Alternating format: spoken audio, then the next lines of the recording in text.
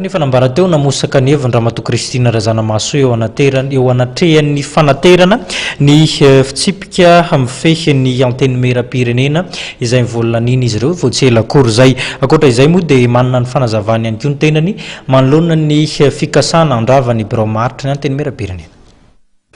Tsy taraiky everiko angamba fa dossier salam reny mbola misy ane ny fitanana an-tsoratra tsy maintsy mbola rédigena amin'ny 10 alina vao mirava tao na amin'ny 12 alina fitsipika anatiny misy andalana 200 mahery ka raha mirava amin'ny 12 alina ka androany alefany amin'ny HCC everiko fa tsy taraiky be zany fa amiko aza zany dia tena atao ampirotorotoana tery vaimata ny anaterana azy any amin'ny HCC fa raha ny tokony ho izy dia ary indrindra tokony ho izy dia tsy tara mihitsy na mbola misy 2 andro 3 andro na herinandro aoriana satria reny mila dinihana koa fa tsy hoe alefanjambena fa le fomba fanaovana tery vaimata totoafo ny fitakiana ny dossier avy ety aminay amin'ny Antenimieram-pirenena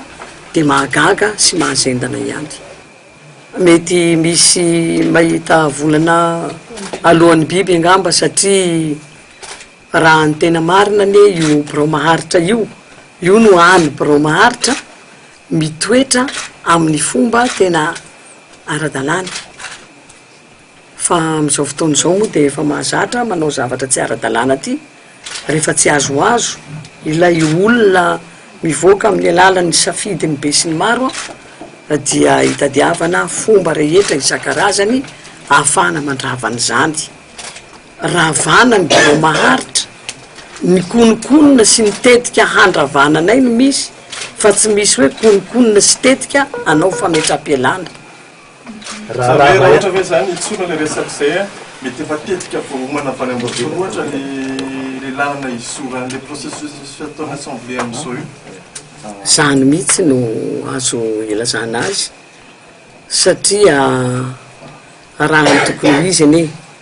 tsy tokony hisy hoe ihazakazana ny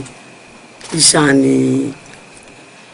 fanamboarana règlement intérieur zany tsy tokony hisy session extraordinaire koa reny ny anamboarana an'izany azonay nydinihana tsara ne tamin'ny session ordinaire zay hiditra amin'ny 29 ny volana May zao